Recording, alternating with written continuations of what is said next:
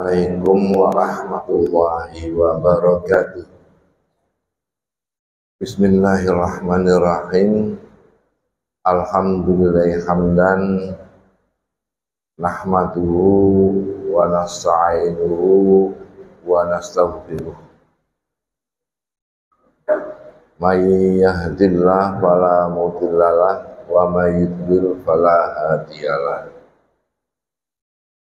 Asyhadu an la ilaha illallah wahdahu la syarikalah wa asyhadu anna Muhammadan abduhu wa rasuluhu la nabiyya ba'dah. Allahumma shalli wa sallim wa barik ala sayyidina Muhammadin wa ala alihi wa sahbihi wa man ittaba'a hudah. Amma ba'du fa ya ayyuhal hadirin wal hadirat rahimakumullah. Usikum wa nafsi bi taqwallah. Ibu, bapak dan saudara kaum muslimin jamaah salat zuhur di Masjid Raya Darussalam, juga para pendengar radio dakwah Darussalam dimanapun berada, rahimakumullah. Setengah bulan yang lalu kita telah membahas tentang zikir. Dimulai dengan zikrul lisan bila qalbin, yang kemudian pada minggu berikutnya kita belajar tentang zikrul lisan ma'al qalbi takallufan wa zikrul lisan ma'al qalbi tatawu'an. Jadi pertama kita berzikir itu masih cukup dengan lisan saja tanpa hati dan pikiran, dan itu juga ada pahalanya karena Allah Subhanahu wa taala menciptakan salah satu di antara anggota badan kita mampu untuk mengucapkan la ilaha illallah. Jadi tidak percuma kalau orang berzikir walaupun tidak tahu artinya, walaupun hatinya entah kemana. Namun demikian akan lebih bagus apabila zikir itu juga dengan hati. Hati kita ikut berzikir sehingga kita lebih khusyuk.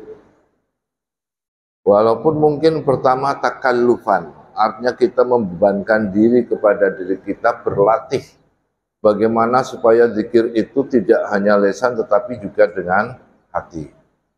Bagaimana kita berlatih supaya lebih intens dan efisien, maka seperti juga kita berolahraga, itu harus ada pelatihnya dan ada instrukturnya, maka olah rohani juga harus ada guru dan mursyidnya, atau dengan istilah yang tadi juga dengan pelatih dan instruktur.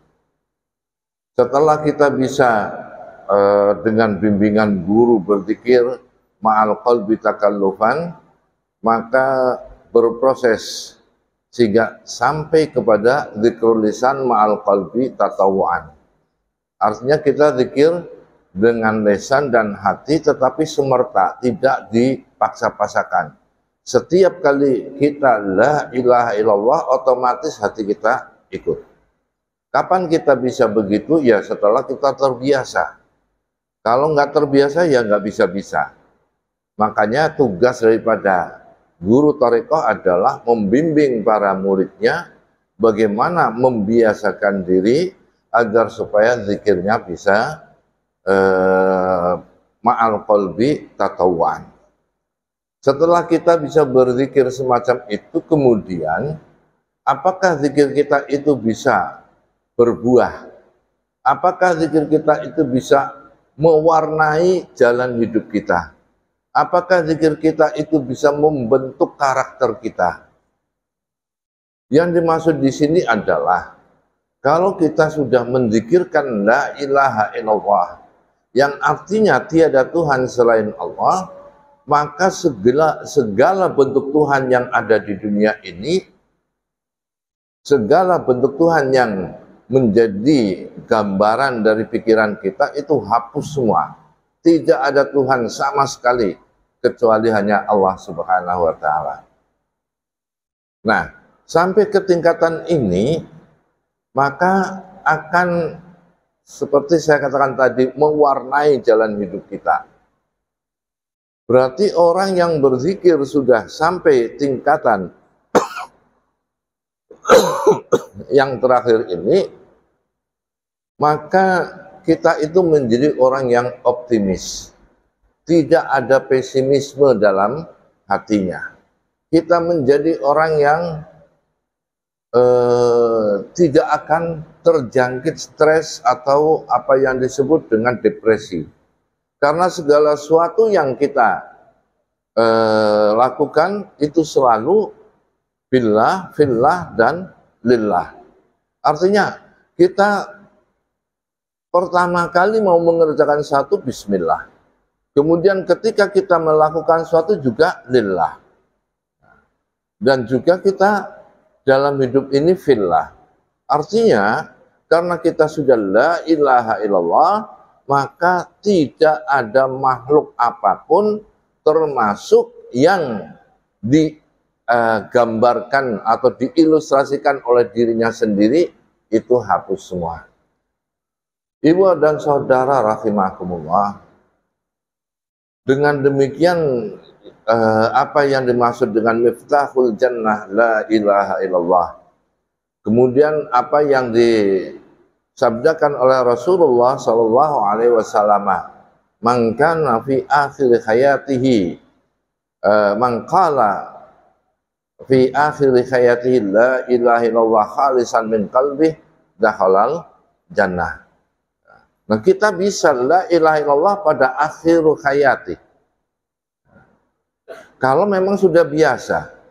Karena orang pada akhir hayat itu yang dikerjakan, diteriakkan, dilafalkan itu adalah apa-apa yang biasa pada hari-hari sebelum menjelang hari kematian. Katakanlah kalau kita terbiasa misalnya berjalan ke sandung, aduh, atau kena timpuk, kemudian dancuk, sopo ini, itu misalnya. Maka ketika di akhir hayat juga yang dikenal adalah kata aduh, kata dancuk, dan kata-kata lain. Tapi kalau orang sudah biasa, astagfirullah, masya Allah, la ilaha illallah, maka pada akhir hayatnya juga yang diucapkan adalah kalimat-kalimat thayyibah. Ibu dan saudara rahimakumullah. Nah, tadi dikatakan zikir kita itu bukan hanya zikir dengan lisan dan hati pikiran, tapi juga zikir yang bisa mewarnai jalan hidup kita. Saya ilustrasikan misalnya seorang petani. Ketika dia sudah mulai mencangkul, menanam, menyirami, merawat, kemudian memanen, itu yang ada di dalam hatinya adalah bahwa saya mencangkul itu ya bismillah. Karena perintah Allah kita harus bergerak, harus bekerja untuk mendapatkan rezeki. Rezeki dari Allah Subhanahu wa taala. Tapi kita juga diberi perintah untuk mencari rezeki. Si petani tadi misalnya, ketika kemudian sebelum panen itu dipanen orang, atau sebelum panen dimakan apa itu wabah, bukan wabah, apa itu penyakitnya tanaman lah. Itu kalau orang la ilaha illallah hanya di mulut, itu celaka. Udah capek-capek menanam, bukan saya yang makan hasilnya.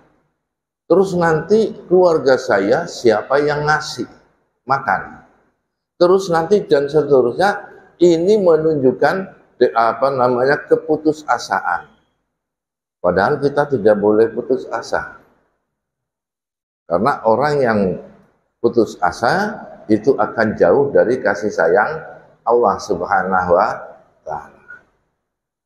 Gambaran yang lain atau ilustrasi yang lain, seorang yang punya lapak di pasar, kemudian pasar itu terbakar. Begitu dengar pasar terbakar termasuk lapaknya, kemudian dia terus, saya mau makan apa? Rezeki saya di lapak itu.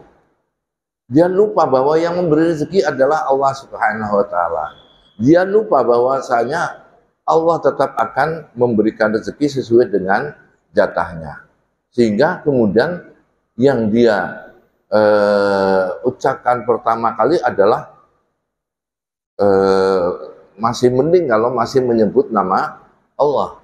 Kalau kemudian mengatakan celaka, terus saya harus dagang di mana lagi? Nah, seakan-akan yang mengatur itu adalah pasar, bukan Allah Subhanahu wa Ta'ala. Termasuk misalnya ada orang bertoko, tokonya kebakaran, seakan-akan Tuhannya itu adalah toko. Ini yang kemudian banyak orang ketika mengalami musibah, ketika kemudian mendapatkan cobaan dari Allah Subhanahu wa Ta'ala, itu kemudian lupa kepada Allah. Kenapa? Karena tidak terbiasa berzikir. Jadi kesibukannya di dalam mencari rezeki di dunia ini, sampai-sampai seakan-akan pekerjaan dan kesibukannya itulah yang memberikan dia rezeki. Seakan-akan bukan Allah yang memberikan rezeki. Hadirin hadirat rahimakumullah. Jadi yang ingin saya sampaikan di siang hari ini adalah bahwa zikir kita sudah biasa berzikir, tetapi sayang sekali kita belum berguru. Sebenarnya ketika saya ditanya juga, apa sih hukum orang berguru zikir? Saya katakan tidak wajib. Jadi kalau ada orang bisa menata hati, mampu untuk beristiqomah di dalam zikir, kemudian dia tidak mau berguru, dia tidak mau mengikuti salah satu tarekat, ya tidak apa-apa kalau memang punya kemampuan. Tapi kalau tidak punya kemampuan, masih perlu mendapatkan bimbingan, maka kita kembali kepada kaidah usul yang menyatakan ma la yatimul wajib illa bih fahuwa wajib. Jadi sesuatu yang tidak bisa sempurna kewajibannya kecuali dengan sesuatu itu, maka sesuatu itu menjadi wajib. Nah, ini bahasanya memang sesuai dengan terjemah, jadi agak bulat. Tapi bahasa sederhananya begini, kalau sholat itu tidak sah kecuali dengan wudhu, sholat itu wajib, maka wudhu menjadi wajib.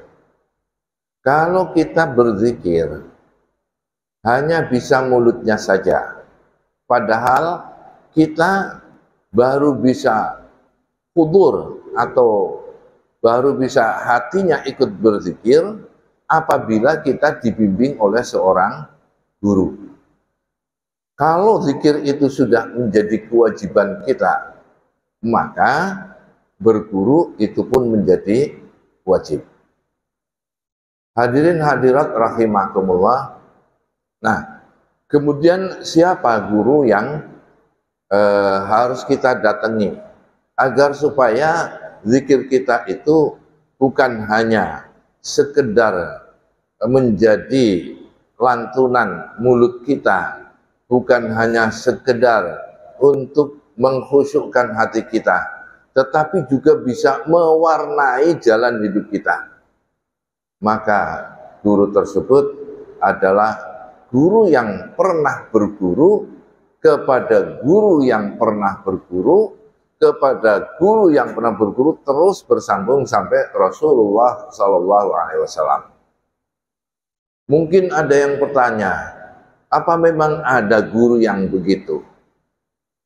Kalau kemudian saya katakan tadi salah satu mencari guru adalah syaratnya itu, ya tentu karena memang ada.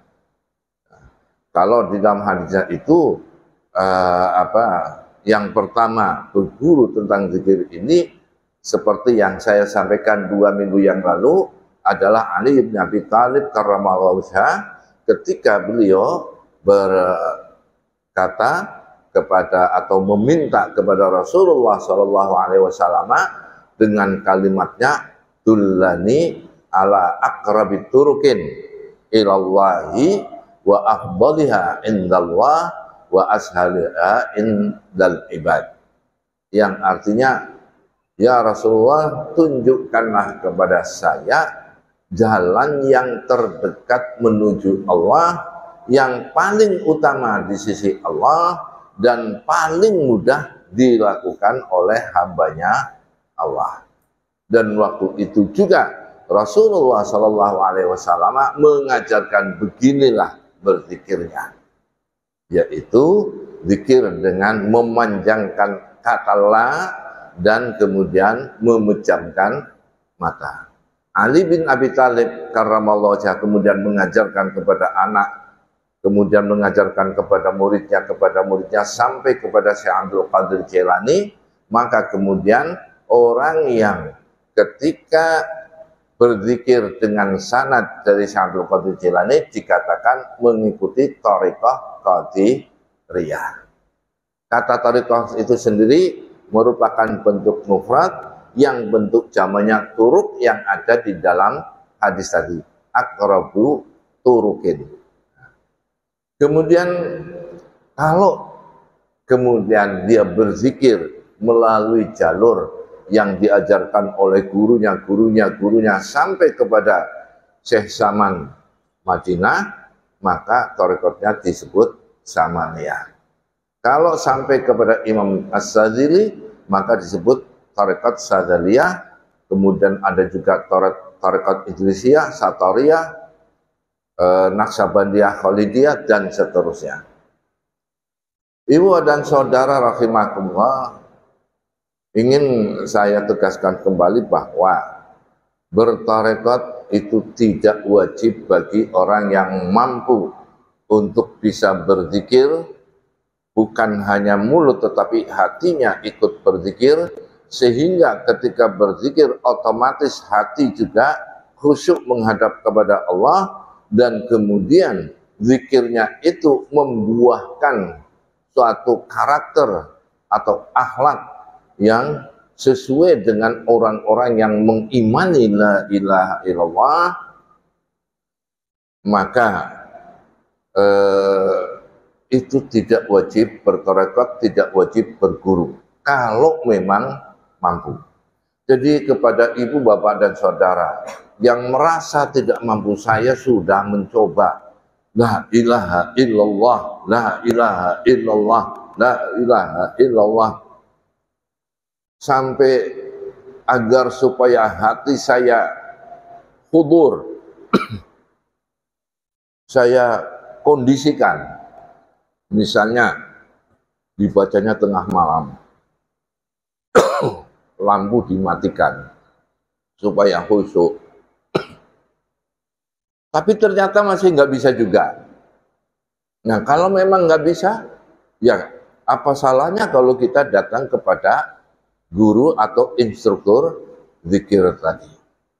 Mudah-mudahan apa yang saya sampaikan pada siang hari ini bermanfaat, dan kurang lebihnya mohon maaf.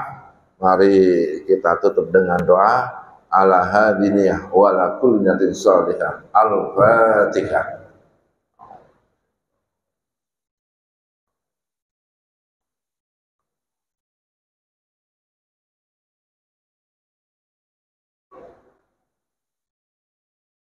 Allahumma shalli ala Muhammadin nabiyil ummi wa ala alihi wa sallim taslima. Allahumma lakal hamdu wa ilaikal mustaqim wa antal musta'an wa la hawla wa la quwwata illa billahil aliyyil azim.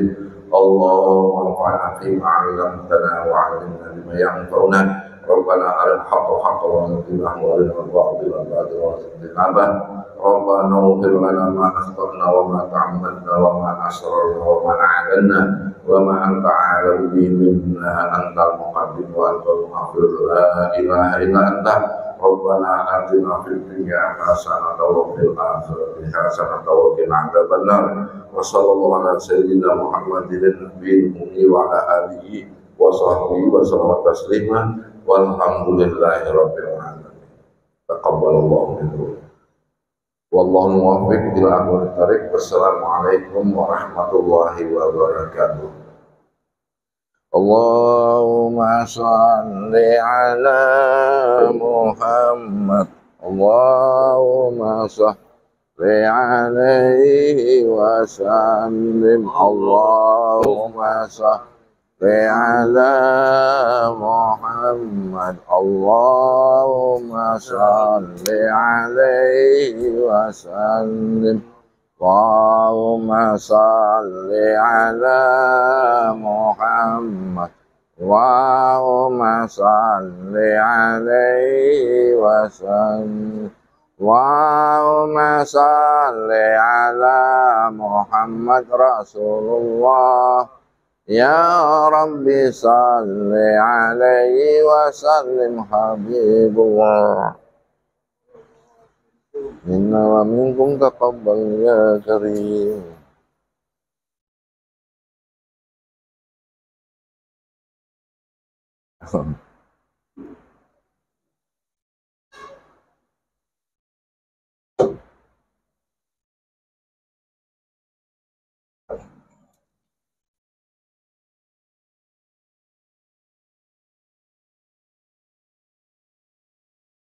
Allah